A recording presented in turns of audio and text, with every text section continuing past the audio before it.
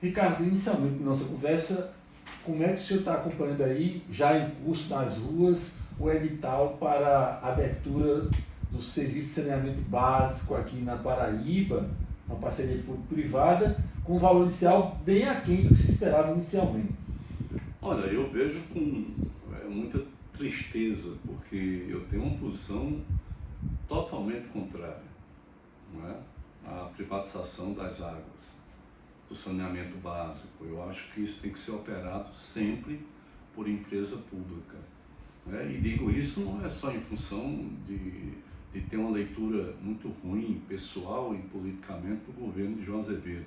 Eu digo isso por ser uma posição que eu sempre defendi na vida, né? E que no mundo inteiro, aonde você teve o processo de retrógrado, porque o Brasil parece estar sempre atrasado, né? Um processo retrógrado de privatização de setores essenciais, principalmente da água, você percebe que está havendo uma reviravolta, uma reestatização.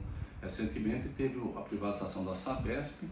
O resultado até agora é um péssimo tratamento da água e um aumento exorbitante dos valores, né, cobrados nos produtos que são vendidos à população. No caso da Paraíba, é muito mais grave, né? A Paraíba é um sistema único. Esse sistema único faz com que as 14 cidades que têm um superávit, né, comercial entre a água que é vendida pela Cagepa, né, e os custos da operação, esse superávit, principalmente João Pessoa, cubram as outras cidades que são deficitárias.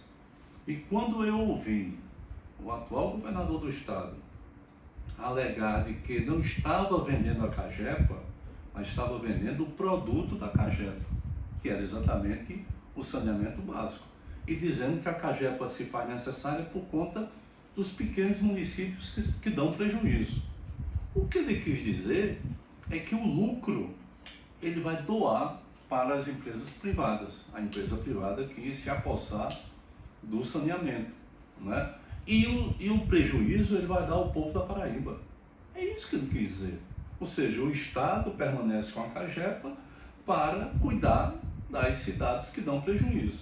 E aquelas que dão lucro, elas, né? A outra questão é o valor, né? Porque 3 bilhões, e eu não creio que esse valor vá se alterar, né? 3 bilhões, quando você tem aí só na cidade de João Pessoa, você vai ter cerca por ano só de saneamento básico, cerca de 300 milhões, né?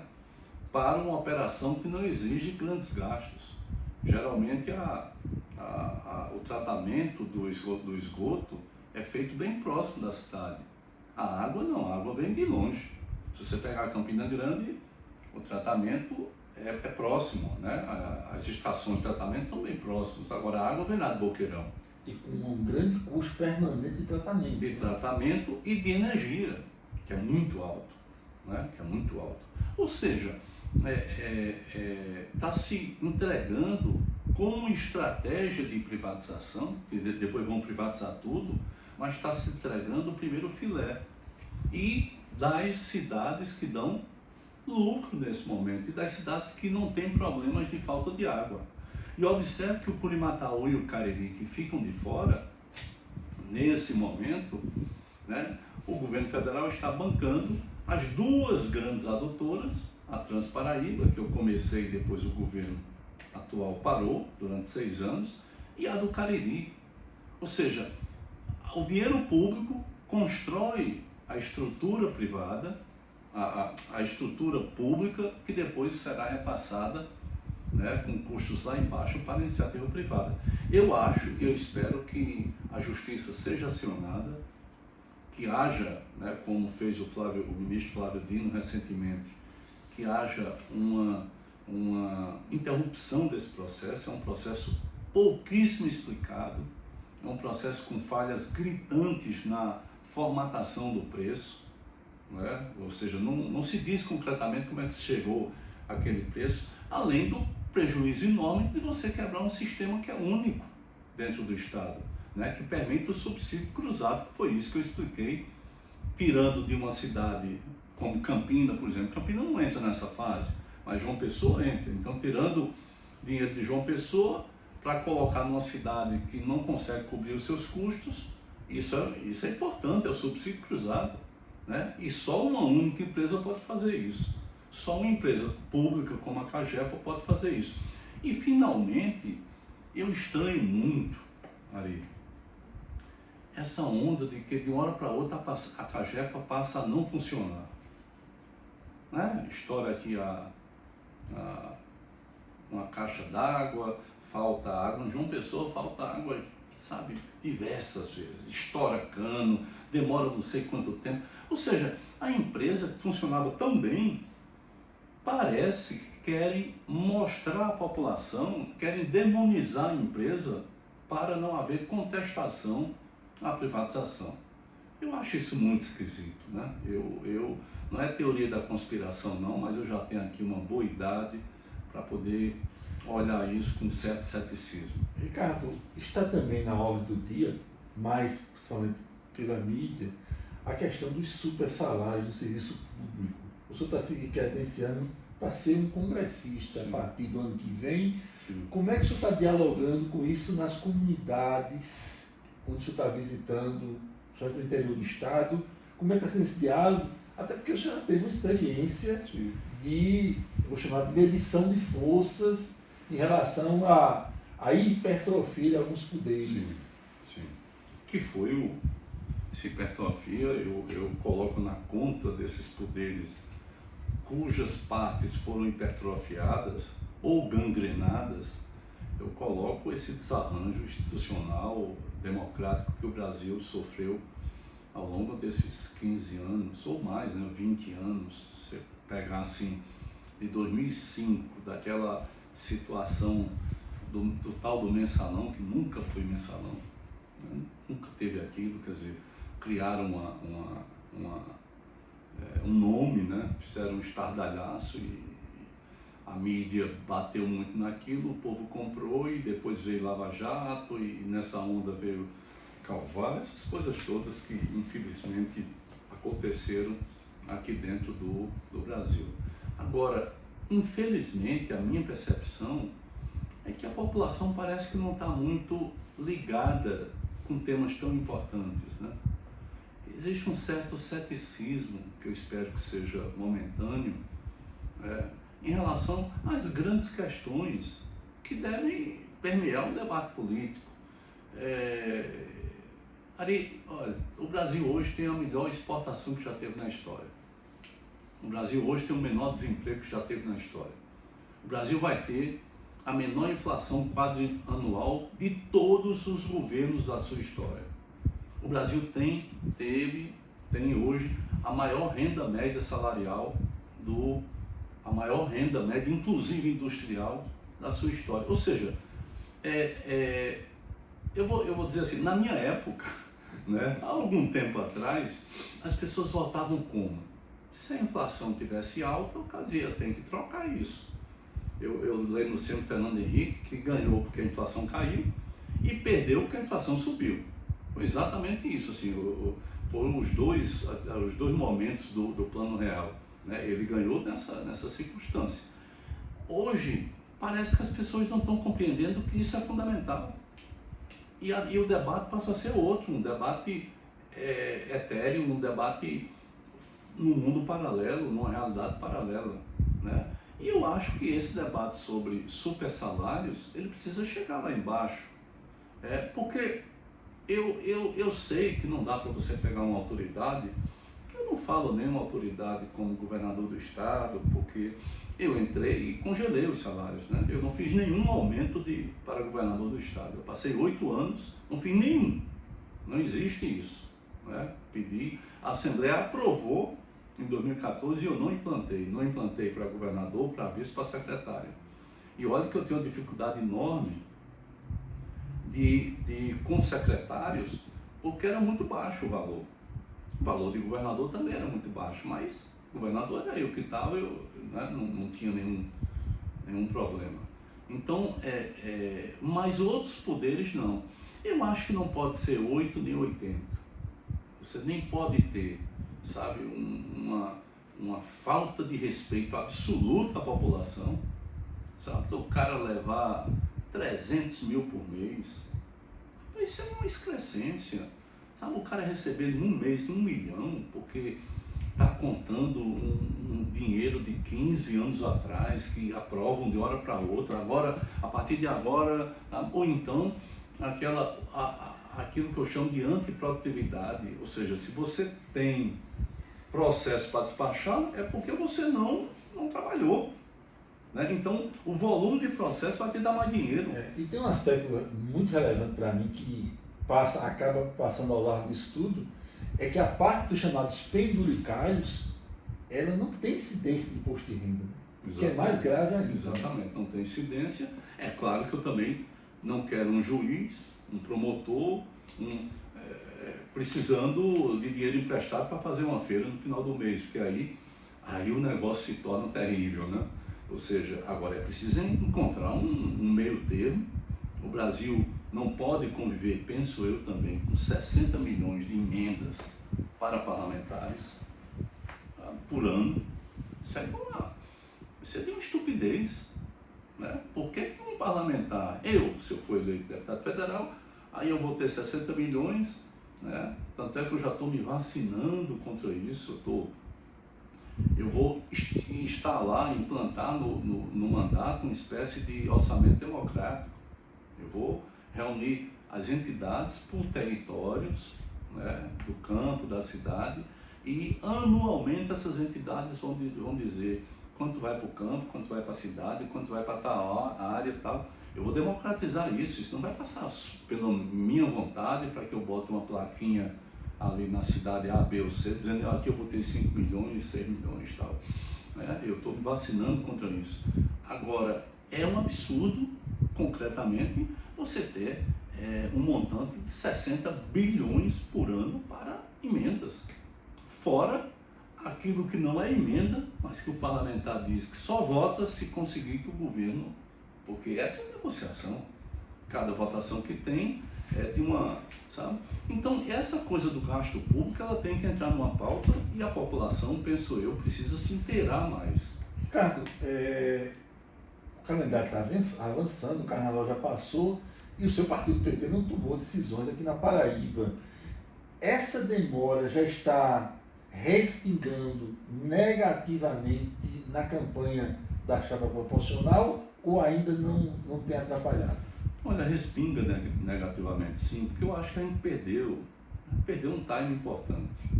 Porque até a partido que quer disputar o poder, ele tem que estar presente.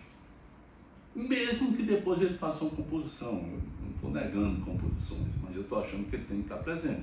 Ele tem que, sabe, desde o ano passado, ele tem que estar com o nome em cima da mesa, não é? Para ocupar os espaços, para disputar as ideias, para disputar programa, para fazer com que as coisas da política, da boa política, possam ser pautadas. O PT abriu mão disso. Hoje você tem uma tendência no Estado que sabe, fazer uma aliança com o governo. A argumentação é porque vota em Lula, sim, mas o outro lado também vota em Lula. Cícero disse que vota em Lula. Lucas ainda não disse, é o que me consta publicamente, mas eu acho que vai dizer. Então, se todo mundo vota em Lula, por que é que o PT não chama para si a responsabilidade de colocar uma candidatura para discutir programa, né? Provocar os demais candidatos a discutir a Paraíba? Porque até hoje eu não ouvi de nenhum candidato uma única ideia que sirva para o desenvolvimento, para o social, para o político, para o econômico do Estado. Você não tem isso aqui dentro. Nós já estamos, como você disse, em março. E as coisas vão andando, sabe, como se a política fosse simplesmente uma guerra de torcidas. As duas torcidas vão se animando ali, daqui a pouco começa a trocar tapa e o futuro é um cheque em branco. Né? Então eu acho que o PT precisa, eu ainda insisto nessa tese. E a minha pergunta que eu tenho feito aos companheiros e companheiras do PT é simples. Não recebi resposta até agora. Quem vai fazer o combate no melhor dos sentidos, não é um combate para trocar, sabe, tapa, baixaria, não é isso não, vai fazer o combate ideológico, programático com a extrema-direita. Quem é que vai fazer isso aqui dentro? Lucas? Não é. Óbvio. Cícero? Não é. Óbvio. Porque os dois estarão disputando o eleitorado para o segundo turno. Então, alguém tem que fazer esse combate. O PT tem uma obrigação de colocar, até por estratégia política, uma candidatura que faça esse combate, que explicita as diferenças. Afinal, existe uma campanha muito mais importante do que a campanha local, que a campanha nacional. Para fechar essa nossa conversa hoje, como é que o senhor está avaliando aí o Partido Verde, que integra a sua federação partidária, PT, PV e PCdoB, se transformando numa espécie de porta de entrada de quem quer disputar as eleições esse ano nessa dita federação? Olha, eu acho que tem um problema aí que é anterior a essa possibilidade de ser porta de entrada, né? Porque numa federação se pressupõe de que os passos têm que ser compartilhados, porque evidentemente que o PT, como partido maior, como partido majoritário, não vai também achar que a roda pequena, né, vai rodar engolindo a roda grande. Não é dessa forma, ou seja, tudo tem que ser negociado. Eu, particularmente, não tenho nenhuma objeção a quem queira entrar no PT ou em qualquer partido. Eu acho que nós precisamos aumentar a bancada dita progressista, ou seja, que tem uma história, né, mínima de progressista.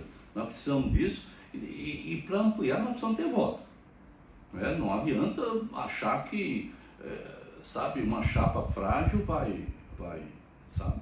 E nós temos que entregar, é por isso que eu estou sendo candidato, é por isso que eu fui convencido lá para o Brasil a ser candidato. Nós temos que entregar no mínimo 2 deputados, 2 cadeiras, no mínimo, nós temos que entregar isso, e é plenamente possível.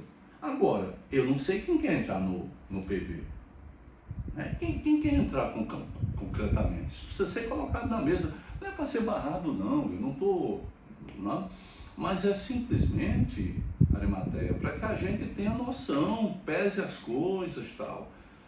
Eu acho que o PT deve receber outras pessoas para deputado estadual, para deputado federal, né? E ao mesmo tempo que a gente amplia a bancada. Agora, sem saber fica difícil, né? Eu só sei pela imprensa, né? Ou então algumas pessoas me procuraram, tal, falando até do PV e tal. Eu não sou do PV, eu disse que eu não era do PV, mas que eu tenho tenho uma amizade com o ex-líder lá no Congresso, o Clodoaldo Magalhães, tal. Fiz uma determinada ponte, aí depois não deu certo. Mas enfim, nós queremos saber quais são os compromissos dessa gente. Ou você quer vir somente para pegar aqui uma suposta, né, um suposto coeficiente menor e emplacar aí uma eleição mais tranquila do que nas outras nominatas, né?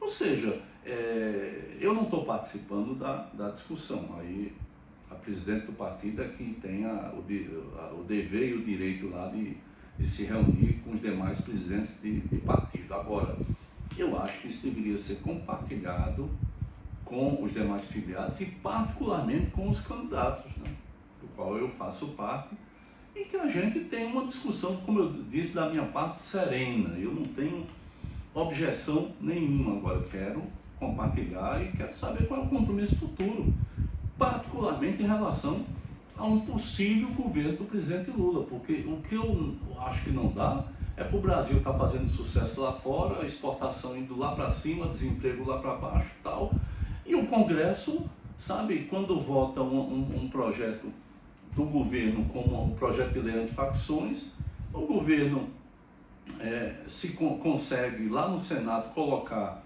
uma taxação das casas de aposta, né, uma taxação a mais pequena, para gerar 30 bilhões ao ano, e chega na Câmara, a Câmara retira o dinheiro, ou seja, aprovaram uma política e tiraram o dinheiro. Como é que o governo vai fazer política para ajudar os estados? Não é para ajudar os estados. Tentar esvaziar a Polícia Federal com os recursos. Então, é um Congresso que não consegue dialogar, rapaz, com a necessidade da população. É um Congresso que ficou para trás, é um Congresso que acha que está no mundo do improvável, está na realidade paralela. Ricardo, muito obrigado pela entrevista. Eu é que agradeço. Um abraço grande.